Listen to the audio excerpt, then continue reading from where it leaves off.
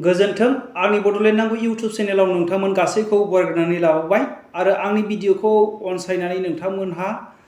मोजां कमेन्ट खालामहरनाय आरो सापर्ट खालामबोबाय थानायनि थाखाय आंनि गोसो गोरबोजों नोंथांमोनखौ बरायग्रोनानै लाबावनाय थाबाय आरो आंनि गोसो गोरबोनिफ्राय नोंथांमोननिसिम खौथि गोजोननायखौ जासिहरनाय थाबावबाय। आङो दिनै नोंथांमोननि गेजेरावहाय मोनसे भिडिअ लाबोबावनो सानदों। दिनैहाय रन्जन दैमारि सारखौहाय गोबां मानसिफ्रानो दिनैहाय बेबायदि बुंदों राजनितिकनि बुलि जानांबाय होननानै आरो बिथांखौ माबायदि नासयबोदों माखासे बाथ्रानि गेजेरजों नोंथांमोनहा दिनै खोनासंदो। दिनै बिक्रम दैमारि बिथाङा मा बुंदों आरो दिनैहाय बिटिआर सुक्तियावहाय जेबो एपइन्टमेन्ट होनो हानायनि पावार गैया होननानै जोङो दिनै रोखायै मिथिगोन। नोंथांमोनहा बेखौनो खोनासंदो आरो दिनैहाय बे एपइन्टमेन्टखौहाय होफिननो हानायनि थाखाय दिनै दिपेन बर' दैदेननाय आबसुआ दिनै बिटिसि सरकारा जेरै एपइन्टमेन्ट होदोंमोन जोंनोबो डाइरेक्ट रिक्रुटमेन्ट होनो हानायनि एपइन्टमेन्ट होनो हानायनि जेरै बिटिसि सरकारा होदों जोंनो बिटिआर सरकारनो होफिनदो होननानै बिनाय खौरांखौ जोङो दिनैहाय नोंथांमोननि गेजेराव लाबोबाय। बिनिखायनो आङो दिनैनि थाम्बनेइलाव होनो गोनां जाबाय रायजो राजाफोर बिटिआर सरकारा एपइन्टमेन्ट होनो हानायनि जेबो पावार गैया होननानै आरो रन्जन दैमारिखौ राजनितिकनि खैसार खालामनाय जादों होननानै बे मोननै टपिकखौ आङो नोंथांमोननि गेजेरावहाय बेनाराव होनाय जाबाय। मानि थाखाय जादों नोंथांमोनहा ए टु जेड माबानायनि उनावहाय खोनासंनायनि उनावहाय नोंथांमोनहा कमेन्ट खालामहर। जोङो बेफोरबायदि बाथ्राखौ लानानै माखासे मानसिफोरखौ जोङो बबे राजनितिक हान्जाजोंहाय जोङो हेफाजाब होयोब्ला नेक्स्टनि बारावहाय जोंनि थाखाय मोजां जोङो बेखौहाय जों इउट्युब चेनेलनि गेजेरजों आरो जों गोबां मानसिफोरजों रायलायनायनि गेजेरजोंहाय जोङो समाजजों लोब्बा थानाय मानसि हिसाबै समाजनि माखासे खामानि मावो हिसाबै जोङो बे नोंथांमोननि कमेन्टफोरजों जोङो एनार्जि मोननाय बायदि गोहो मोननाय बायदि नोंथांमोना कमेन्ट खालामहर। अब्ला नोंथांमोना खोनासंदो आरो बे भिडिअखौ क्लिपखौ आङो होनायनि सिगां बिथां जे दिनै इउटुबार मा होनो देरहासार इस्लारि बिथांनिसिम आङो निमाहा बिग्रोहरनाय थाबाय। नोंथांनि बे भिडिअ क्लिपखौ आङो दैखांनानै लाबोबाय। नोंथाङा जेन' जेबो अबजेक्सन होआ। जोंनि समाज दानायाव नोंथाङा अबजेक्सन होनाय नङा सानो आङो। नोंथाङा गोबांथार समाजनि मोजां मावग्रा आरो गुबुनखौ हेफाजाब होग्रा आङो नोंथांखौ मिथिबोनाय। नोंथाङा आंखौ मिथिया जानो हागौ। आङो दिनैहाय बेबायदि ससियेल मिडियायाव ओंखारफेराखैमोन बावाखै मथा मथि बेबायदि ससियेल मिडियायाव ओंखारनाया आङो नै साननैसो फ्रि माखासे मोननायनि थाखाय आंनि पार्ट टाइम बायदि आङो बेखौहाय दिनै ससियेल मिडियायाव फैनो गोनां जादों। बिनिखायनो नोंथांनिसिम निमाहा बिग्रोनाय थाबाय देरहासार इस्लारि। नोंथाङा जेन' अबजेक्सन होआ। आङो बे भिडिअखौहाय गासै रायजो राजाफोरनो आङो दिनैहाय नोंथांनि जे भिडिअ क्लिपखौ लाबोनानै आङो दिनै खोनासंहोनो आरो बेनिफ्राय आङो माखासे आंनि बेक्तिगत मोननाय गियानखौ आङो शेयार खालामनो थाखाय थामथिम जाबाय। बिटिसिआवहाय खामानि मावनो थाखाय फाइलनि खामानि मावनो थाखाय खामानि फोरोंनो थाखाय नाथिराम बर'आ आंखौ लानानै फैदोंमोन। बै समनिफ्राय फैयै दिनै 2022 सिम माने आं बिदिनो खामानियाव दंथ'यो आरो बेनो। दा सारनियावहाय आरो कुइसन आङो खालामबावनो सानदों। जोंनिया 2020 मायथाइनि 27 जानुवारियाव मोनसे बिटिआर एकर्ड जानानै थांबाय। बेजों लोगोसे बे एकर्ड जाखांनायनि उनाव जोंनि बे क'क्राझार ओनसोलावनो मोनसे गिदिर सुबुं गौमा लानाय जादोंमोन। बेवहाय आंबो दंफैयोमोन। बियो आंनि लाइफनि मोनसे जारिमिनबो होनना बुंजायो आरो आङो फुङावनो केमेरा गिदिर लानानै आङो सिगाङाव जिरायफैदोंमोन। ओमफ्राय बे समावहाय आङो सासे गेदेरमानि स्पिचखौहाय शुट खालामनो थाखाय नेबाय थादोंमोन। गोबाङानो होलांबाय। दुलाराय बर' फरायसा आफादनिफ्राय प्रमद बर' सारा होबाय आरो बिटिसि गभर्नमेन्टनिफ्राय हाग्रामा महिलारि सारा होदों। नाथाय आङो रन्जन दैमारि सारनि स्पिच होनायखौ आङो नुनो मोनाखै। बेजों लोगोसे रायजोनि सोंथिया ओरैबायदि जादों रन्जन दैमारिखौ गोबां रायजो राजाफोरानो माने राजखान्थिनि बलि जानांबाय होननानै बयबो बुंसावलायदों।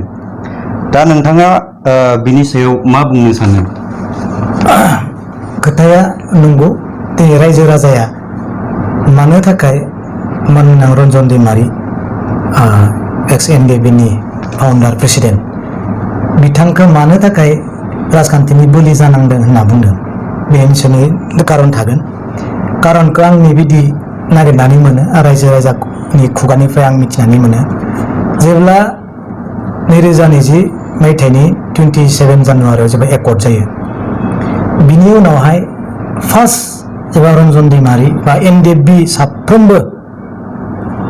गुवाहाटीनि GMCH अडिटोरियामाव एकर्डनि उनावहाय जेब्ला गावसोरनि हाथियारखौहाय गथायनायनि मोनसे प्रग्राम जेब्ला खालामदोंमोन बे समाव बयबो माने गोरों गिदिरफ्रा बयबो बेवहाय दंहैयो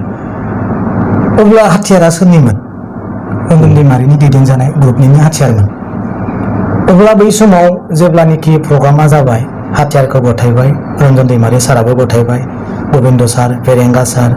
आरो सावरायग्रा सार धीरेन सार बयबो लिडारफ्रा जों लोगोसे केडारफ्राबो जेब्ला गथायजोब्बाय प्रग्रामा जेब्ला स्टार्ट जाबाय अब्ला बै समाव जोंहा हाथियार गथायनायनि जिथु प्रग्राम बेवहाय जोंहा मानगोनां प्रमद बर' बिथाङा एबसुनिफ्राय स्पिच लाबाय बा हयथ' मानगोनां बिटिसिनि चिफ हिसाबै हाग्रा मैलारि स्पिच लाबाय अब्ला जिथु स्पेसियेलि प्रग्रामा एनडिएफबिनि थाखाय रायजोआ मोनसे फकास खालामदों जे बे हाथियारा एनडिएफबिनिमोन आरो बिनि फाउन्डारा रन्जन दैमारिमोन रन्जन दैमारिनिफ्राय फंसेबो खोथा मानो होआखै स्पिच मानो होनो मोनाखै ना समायासो थोआखै ना गावनो आं होआ होननानै बुंखो दा मोननैनि भितराव मोननैबोथ' नङा निस्सय रन्जन दैमारि बिथाङा निस्सय सानदों जे हाथियार गथायनायनि समाव आं बे हाथियारजों सोरखौ मा खालामखो बे हाथियारखौ लानानै सारा आसामाव आं मा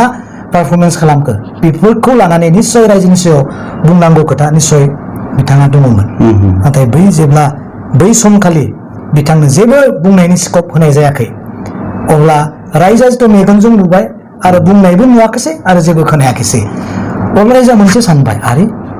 रन्जन दैमारि बायदि सासे फाउन्डार हाथियारानो बिनि गोजा गासैबो हाथियारानो बिनि गोजा बे सासे फाउन्डारखौ जुदि बेयाव खोथा बुंनो होयाथ' बिदि आनफर्चुनेट मोनसे बिराद गिदिर साननो गोनां जाबाय रायजो राजाया बे मोनसे बिराद दुखु गोनां मोनसे जाबाय दे बे थांबाय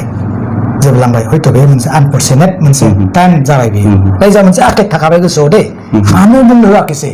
मा गिदिर जाहोन जानो हागौ बेयाव रायजोआ एसे हमना मोनाखैमोन आरो आं दे एसे दे जाबाय दे थांबाय आरो जेब्ला जोंहा नैबे फेब्रुवारि 7 तारिख जेब्ला क'क्राझाराव ओरैबायदि गिदिर मोनसे सुबुं गोमा जाबाय हयथ' जिबनाव लाइफआव बिब्दि माबा जानाय मानसिजों हयथ' नुफेराखै 10 लाखनिबो गोजौआव मानसि बेवहाय दङ नङा होमबा बे समाव मानसिफ्रा सानदों जेब्ला जोंना मानगोनां प्रमद बर' बिथाङा एबसुनिफ्राय स्पेस होबाय मानगोनां हाग्रा महिलारि बिथाङा माबानिफ्राय बिटिसिनि चिफ हिसाबै स्पेस होबाय जोंहा मानगोनां हिमन्त बिश्व शर्मा बिथाङा स्पेस होबाय अब्ला मानसिफ्रा मोनसे साननाय फैदों रन्जन दैमारि सारा माब्ला स्पेस होगोन बिथाङा माब्ला जोंनि जेराव खोथा बुंगोन बिथाङा बिराद गिदिर मोनसे रिभलिउसननि खोथा लाबोनानै जे माबायदि नांनाय जाखो माबायदि जिउ जोबबोखो सोर बेसेबां दुखु जाबोयो गुतै खोथाखौ रन्जन दैमारि सारा जोंनि सायाव बुंगोन होननानै बे 10 लाखनिबो माखासे बुरजा मानसिफ्रा निस्सय आसा खालामो जेब्ला थांबाय समाया बारलांबाय 3:45 जेब्ला जाबाय अब्ला प्रग्रामा जोबनायनि एनाउन्स जाबाय अब्ला मानसिफ्रा सानबाय निस्सय रन्जन दैमारिखौ दिनै बिटिआर एकर्डनि सासे सिगनेटारिसखौ बै हाथियार गथायखारिबो स्पेस होआखै आरो बेसेबां गिदिर बेनो देरसिन प्रग्राम बेयावबो रन्जन दैमारिखौ स्पेस होयैनि गेदेर जाहोना मा जाहोनथ' नागिरनानै दिनै मानसिफ्रा हालायफाय गोसोआव दुखु दङ मा जानो हागौ बे स्टार्टिं खोननै जाबायना बेखौ लानानै मानसिफ्रा सानबाय सेकेन्ड टाइम जिथु बेखौ खालामबाय बे राजनितिकनि मोनसे षड़यन्त्र हाबबाय बेयावबो मानसिफ्रा एसे आद्रा जाना दङ मानो बिदि खालामखो होनना जिथानो साननानै दङ नेक्स्ट जेब्ला बिनि उनाव गोबां दिननि उनाव रन्जन दैमारि सारखौ जेब्ला जेलाव लांफिनबाय मानसिफ्रा अब्लानिया गोसो सिङाव मोनसे बिराद गिदिर आखेट फैबाय आरो बा रन्जन दैमारि सासे सेक्रेटारिसखौ जेलाव लांफिनबाय अब्लानो क्लियार मोनसे क्लियारिफिकेसना रायजो राजानो फैबाय बे राजनितिकनि मोनसे षड़यन्त्र जाबाय सोर बेखौ आं दिनै बुंनो साना आसामनि मानसि ना बिटिसिनि मानसि आं दिनै बुंनो सानला कारन रायजो राजाया बयबो साननाया गासैयाबो दङ सोरबा एबसुनि प्रेसिडेन्ट नङा जानो हागौ नाथाय बे इन्टेलेक्सुवेल सोरबा बिटिसिनि चिफ नङा जानो हागौ खिन्थु बे इन्टेलेक्सुवेल बिराद गिदिर गिदिर इन्टेलेक्सुवेल जोंनि बर' रायजोआव दङ बेफोरखौ हमनो हायै लिडार नङा जोंनि लिडारा बेनिखायनो सानदों दिनै उन्दैनिफ्राय लानानै बोरायसिम रंजनारि राजनितिनि मोनसे बोलि जानांबाय बेखौ दिनै क्लियार मोनसे पिक्सारा दिनै नुजाबाय होननानै आं बुंनो सानो बेनो आरो नेक्स्ट सोंथिया जाहैबाय जोङो दा सोलिफुबाय थानाय सरकारनि सायाव फंनैसो नोंथांनिसिम आङो सोंथि खालामनो सानदों बिटिसि गभर्नमेन्ट प्रमद बर' बिथांनि सरकार जे सोलिबाय थागासिनो दङ बे सोलिबाय थानाय सरकारा नोंथांनि मोनदांथियाव माबायदि जानानै दं बेखौथ' आङो बुंनांगोन आरो बे नोंथांनिल' दिनै सोंथि जानानै थायाखै गथै बर' जाथिनिनो दिनै मोनसे बिराद गिदिर सोंलु बे जानानै थादों बे आं गेजेर गेजेरबो आं बुंबोगासिनो दङ जोङो बा जों होननाय लोगो आंथ' दासो उन्दै खिन्थु बै समनिफ्राय 50 इयार्सनि आगोल जोंनि बर' लिडारफ्रा मानि थाखाय नांबोदोंमोन बेखौ बुंबोनांगोन नङा होमबा जा मानगोनां उपेन्द्रनाथ ब्रह्म बड'फा बिथाङा मानि थाखाय नांबोदोंमोन जाहैबाय जों गुबुननि सोबख'जानायनिफ्राय जों उदां मोननाय गुबुना जोंखौ माबायदि सोबख'दों बै समनि बोराय बुरैफ्रा दिनै मिथिगौ बै सियाराव सोर जिरायोमोन बै अफिसाव सोर थायोमोन बै समाव जोंखौ बै अफिसारफ्रा माबायदि खालामोन हानि मोनथायानो होन थांना थानायनि मोनसे अफिसियेलि प्रसेसानो होन माबायदि खालामोमोन बै समनि बोराय बुरैफ्रा गासै मिथिजोबो आरो बै समनि दिनजों आरो दानि दिनजों मा पार्थक्य दङ बेखौ दिनै रायजो राजाया बुंनो नागिरो दा जिथु आङो बिटिसिआव खामानि मावबोनाय जेब्ला एमएलए नि समनिफ्रायनो हिसाबै जुदि बिटिसि सेक्रेटारिया जाथ'वाखैमोन 2021 आव 5नि उनावसो जों बिटिसि सेक्रेटारियाव फैदों बै समनिफ्राय फैयै फैयै फैयै आं उन्दै बैसोनिफ्राय मावबोनाय हिसाबै एसेब्लाबो खोब खम 5-10% बाबो आंहा मोनसे एक्सपिरियेन्सा दङ जे बेबायदि दिनै आङो खोब सर्टकाटाव बुंनो सानदों जे जोंहा बिटिसि जेब्ला बिपिएफ गभर्नमेन्टआ सोलिदोंमोन बै समाव आं मिथिगौ जे आं हाजाराव मोनसे खोथाखौनो बुंसै जे जोंहा सार्कोल अफिस सिगाङाव आं बुंदों सार्कोल अफिसा जोंहा 19टा दङ बर'आव आरो बे सार्कोल अफिसाव मा जायो हानि खामानि जायो नङा होमबा हानि खामानिफ्रा जायो बे सार्कोल अफिसफोराव दिनै गोदो सिगाङाव हाग्रामानि समाव आं जिथु मोनदोंमोन जे सोरबा बिडिअ'आनो सार्कोल अफिसार जानानै इनचार्ज लायो आरो बे बर' जायो सोरबा पिडि जायो बिथाङानो इनचार्ज लानानै बिडिअ जायो बेबायदिनो मोनसे रटेसन इनचार्ज लानानै प्राय माने 7-8 बारा बर' अफिसारफोरा सार्कोल अफिसार जानानै दंमोन आरो बै समाव आंनि मिथिनायाव आरो जोंबो नुबोदों दा खिन्थु दा मा नुबाय जों जेब्ला जा एकर्ड जाबाय एकर्ड जानायनि उनाव जोंहा जिथु 19टा सार्कोल अफिसार दङ नङा होमबा बे 19टा सार्कोल अफिसाव दिनै सासेबो बर' अफिसारखौ जों नुनो मोनाखै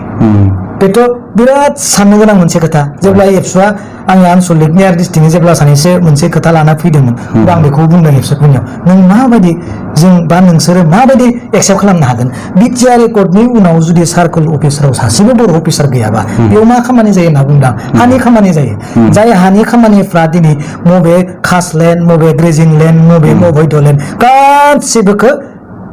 डाटायानो सार्कोल अफिसारनियावसो थायो जायनि थाखाय दिनै नैफोर जा घटनाफ्रा जाबाय थादों सोर अबैध हा सोर खास लेन्ड सोर बबे हा जनानै दङ गुथै डाटाया जायनि थाखाय दिनै बिसोरनो दंजोबो सरकारा एनि टाइम बबेबा मोनसे समाव एखि जाया समावनो जोंनि हाफोरखौ बै सार्कोल अफिसारा आसामखौ लानानै माबा मोनसे खालामनो हागौ अब्ला नायदो बे शेयारा सोरनि जानांगौमोन जाय एकर्डा जाबायना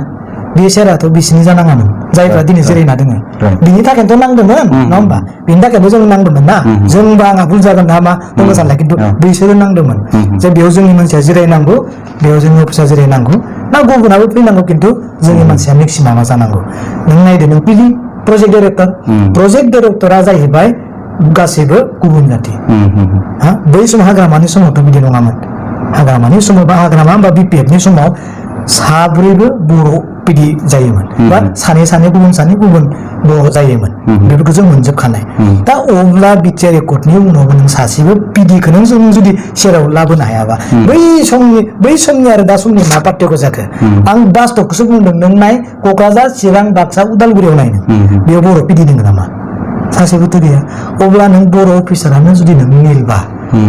आं मारै खामानि मावगोन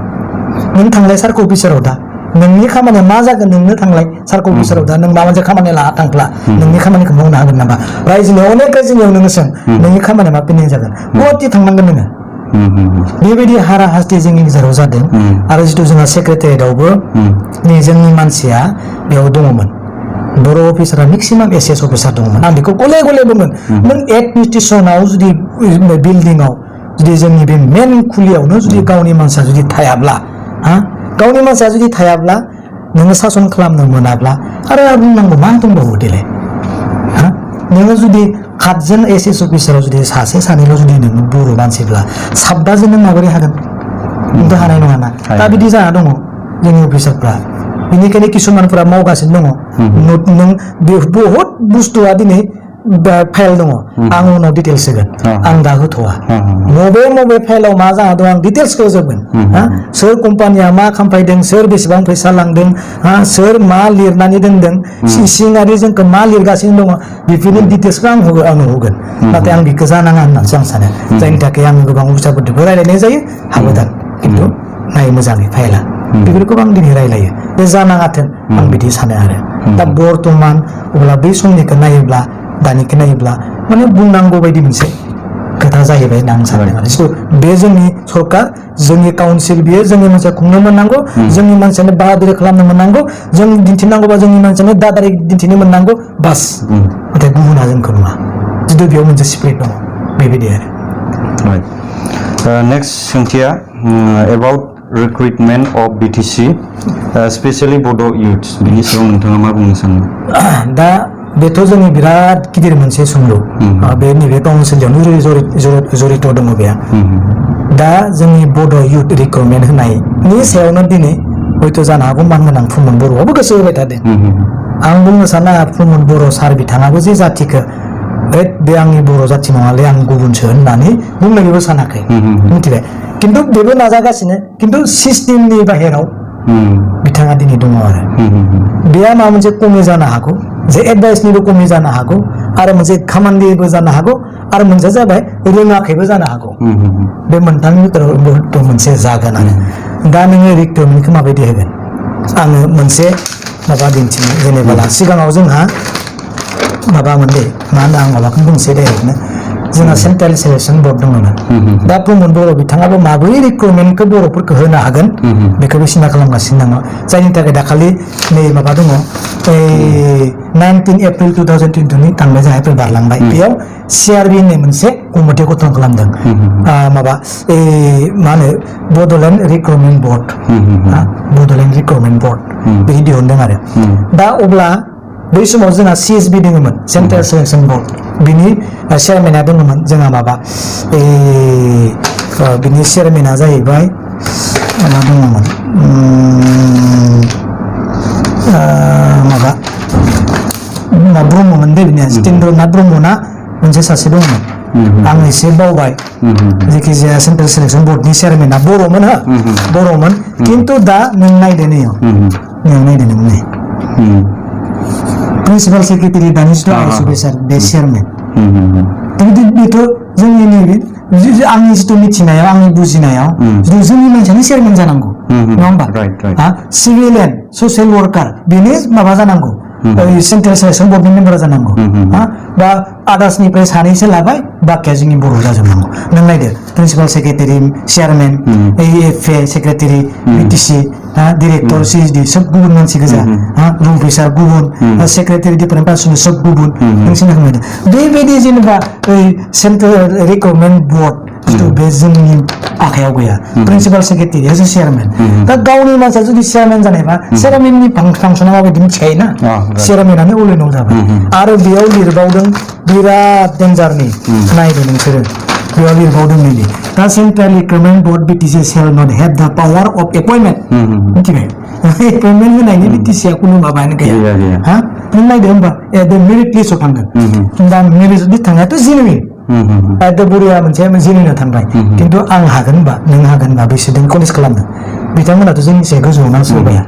बिथांमोना मेरिट लिस्टआव जेब्लानोखि फैगोन नों केसबो होनो हाला जेबो होनो हाला नों आंनि मानसिया दिनै मेलेमा मोजां नङैखाय दिनै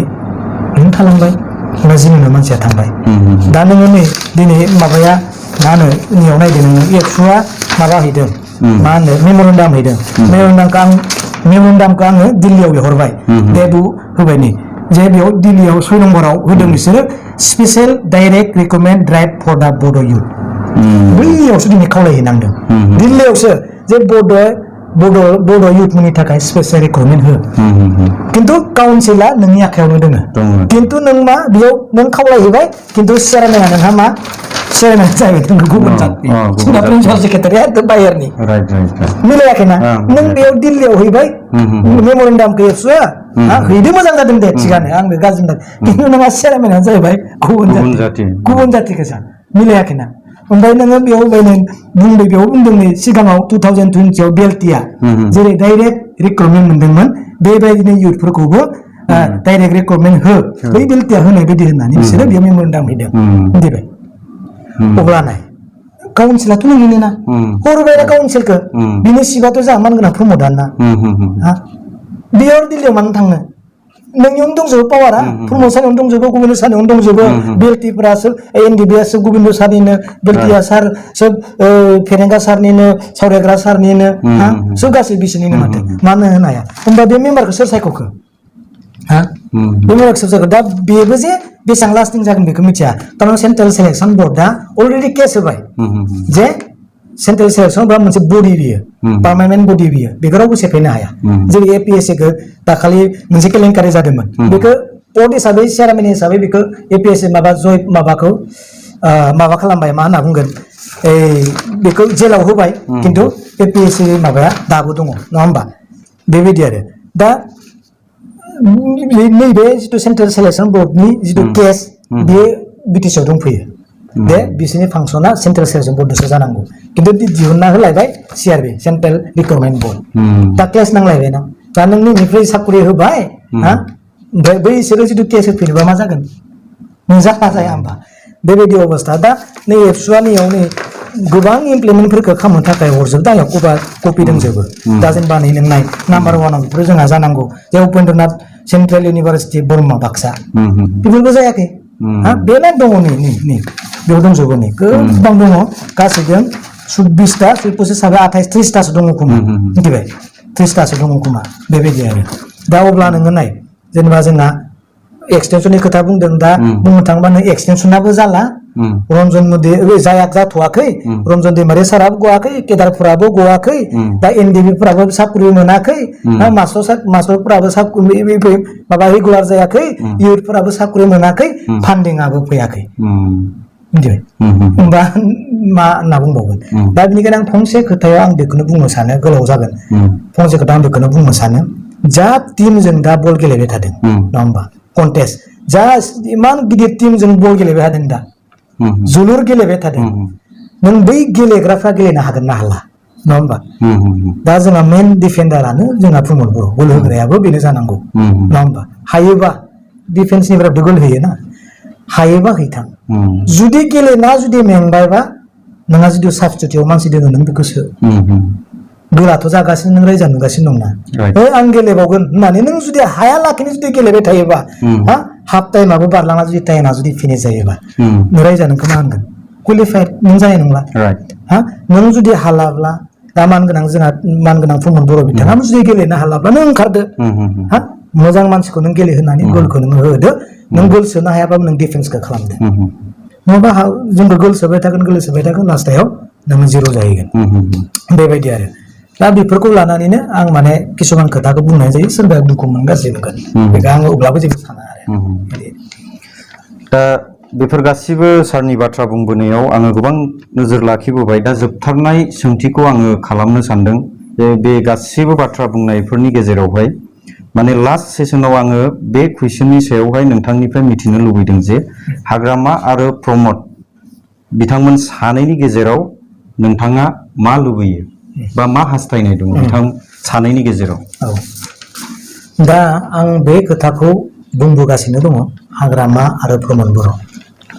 पलिटिक्सआव नांलायनाया सानफ्रोमबो अरायबो थालांगोन किन्तु जोंहा मोनसे अलखद जाना दङ जे जोङो माने मोनसे जोंनि जिथु राजनितिकनि सरकार खुंनायनि सिस्टेम बेखौ जों थिग खालामना लाग्रोनांगोन निस्सय बेखौ बुंगोन आङो जेरै आङो प्रमद बर' सार बिथांखौबो जेबो मावनो हायाखै होनना बुङाखै कालभारनिफ्राय लानानै ब्रिजसिम फिसा न'निफ्राय लानानै गिदिर बिल्डिंसिम बे लुनो हागौ मावनो हागोन आरो मावलांदों किन्तु नों जेब्ला बार फैगोन जेब्ला दैबाना फैगोन कालभार ब्रिजआ नों जोबलांगोन नङा होमबा खुरखालांगोन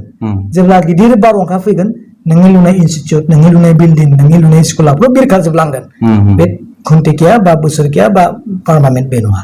किन्तु आं बेबायदिसो लुबैगोन जे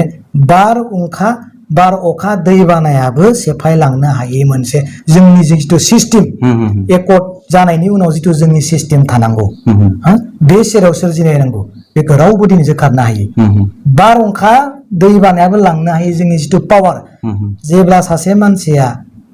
थांना थानो थाखाय मोनसे पावार नांगौ जायो गोग्लैबा उथिनो थाखाय मोनसे पावार नांगौ जायो नङा होमबा बे सिस्टेमखौसो आं खालामना लानो थाखाय खावलायदों अब्ला जों मिथिगोन जे हाग्रामा महिलारिया जिमानब्लाबो बे बिथांमोना बुंनाय बायदि बे सासे गोरों मानसि नङा सानना लाबाय आंनो बुंबाय दे गोरों नङा अब्लाबो बिटिसिखौ बियो माबायदि सालायबोदोंमोन गावनि आखायाव बबेखौबा दोनथ'नानैब्लाबो जाथिखौ बासायनो थाखाय गाज्रि खुरां बुंथ'नानैब्लाबो सिङाव जिथु खालामदोंमोन बे बुस्थुखौ सोलोंनो नांगौ दङ नामा आं बेखौ सानो आरो मानगोनां हाग्रा महिलारि बिथाङाबो गावनि राजनितिखौ नायालाखिनो बिथांमोनखौ एसे बुंहरनांगौ दङ नामा फोरोंनांगौ दङ नामा आं बेखौ सानो जोबनायाव आं बेखौ बुंगोन जितु रायजो राजाया हाग्रामा महिलारि आरो प्रमद बर'खौनो नोजोर होबाय थादों बिसोर सानैया माब्ला मोनसे जागोन बिसोर सानैखौ ओरैबायदि गुरुत्व होदों रायजोआ ओरैबायदि गुरुत्व होदों ओरैबायदि नांथारगौ बिसोर सानैखौ हाग्रामाखौ नांगौ प्रमदखौबो नांगौ बिसोर सानैखौ मोनसे खालामनो माबोरै हागोन नङा होमबा बेखौ रायलायबाय थादों दिनै गासिबो नाजादों नाथाय गासैबो लिडारफोरा मोनसे मोनसे एंगेलाव सेटिं जाना थानायखाय बुंनो हाया मोनसे जादों खिन्थु दिनै आं उन्दैबाबो बिसोरनि फिसारलासो आङो नङा होमबा आं बिसोरनि फिसारलाबा आं जिथु सिस्टेमाखौ 1% बाबो मिथिनाय हिसाबै आं बुंदों प्रमद बर' आरो हाग्रामा महिलारि जेब्ला गासैबो दुखु दाहा बुंनाय गाज्रि मोननायफोरखौ नागारनानै निमाहा होनानै जेब्ला स्टेज मोनसेयाव बिसोर सानैखौ जेब्ला लाबोनो हागोन अब्ला नोंबो गाफ्लांगोन आंबो गाफ्लांगोन नोंबो गाफ्लांगोन अब्ला रायजो राजानि नोजोराव बिराद मोनसे जांख्रिथाया फैगोन आरो जायफोरा जोंखौ दिनै गुल होगासिनो दङ बिथांमोनखौ जों गोल होफिननो हागोन जोंहा मेजरिटि दंखायो इमान गिदिर बर' जेरै BKWC निफ्राय लानानै पुरा गासैबो बर' जाथि हाग्रामा महिला आरो प्रमद बर' बिथांखौ मोनसे जानायखौ रावबो लुबैयै गैया 100आव 100% दिनै लुबैयो सार्थनि थाखाय माबा मोनसे बुंनो हागौ राजनितिनि थाखाय नाथाय मोनसे जानायखौ लुबैगोन नङा फैबाय थानाय समाव जोंनि अबस्थाया मोजां नङा बेनिखायनो खावलायदों फैबाय थानाय समाव खोब मोजां सम फैगोनखौ आं सानदों प्रमद बर'खौ नोङो माबाबाय थानानै सोंखारिबाय थानानै मिटिंगोल होबाय थायोब्ला लाब गैया नोङो फैनांगोन नङा होमबा बुंनांगोन जेनेबा बे गथ'आलाय मा बुंबाय थायो होनना सानबाबो लाब गैया जेबो जानाय नङा बेनिखायनो प्रमद बर' बिथांखौबो बुंग्रा मानसि थानांगोन जानो हागौ बिथाङा मानि थाखाय दुखु दङ हाग्रामा महिलारिखौ बुंग्रा मानसि थानांगोन जानो हागौ बे मानिबो थाखाय दुखु दङ जोंहा मानगोनां माबा दङ बिश्वजित दिमान दङ बिथांमोनजोंबो रायलायनांगोन इउजि ब्रह्म सार दङ बिथांमोनजोंबो रायलायनांगोन एनडिएफबि नि केडारफोर दङ बिथांमोनजोंबो रायलायनांगोन जायफोरा आं एनडिएफबि नि खोथाखौ आं सरजाबनो नागिरदों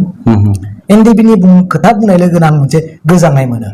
बिथांमोना जेखि गोरोन्थि मावा मानो आङो माने दुसिनो गोसो जाया माने आङो बिथांमोन बायदि माने कन्ट्रिबिउसन होनो हानाय आंहा जाथियाव जेबोआनो गैया नाथाय बिथांमोना जिबन दान होनानै कन्ट्रिबिउसन दङ रायजोआव बेनिखायनो आं गुबुना एनडिएफबिखौ गाज्रिफोरजों रायोब्ला बुङोब्ला आं गोसोआव मोनसे सानखांनाय फैयो नोंहा मा कन्ट्रिबिउसन दङ एनडिएफबि बायदि बिएलटि बायदि एबसुनि कन्ट्रिबिउसन आलादा एनडिएफबिनि आलादा जिबन गारनानै दिनै लानाय बेनिखायनो आं बयखौबो खावलायदों दिनै नोंथाङा जे फैबाय आङो बिराद गोजोननाय मोनदों आरो रायजोनि गेजेराव बे मोनसे गुड मेसेज थांनायखौ आं लुबैयो आरो रायजो राजा नोंथांमोना स्पष्टयै खोनानो मोनबाय आरो आङो आसा फारियो नोंथांमोननिसिम जे बे भिडिअखौ हाजासे शेयार खालामना होयोब्लानो जाबाय जाहाथे गेदेरमाफोरनिसिम सहैनानै जोंनि बर' हारिनि गेजेराव मोनसे सोलायनाया फैनो हानाय बायदि स' आङो बेसेखिनि भिडिअखौनो लानानै फैदोंमोन थ' आङो बेसेखिनियावनो दोनथ'नो सानबाय। Thank you. बर' हारि जिउ गोलाव जाथों।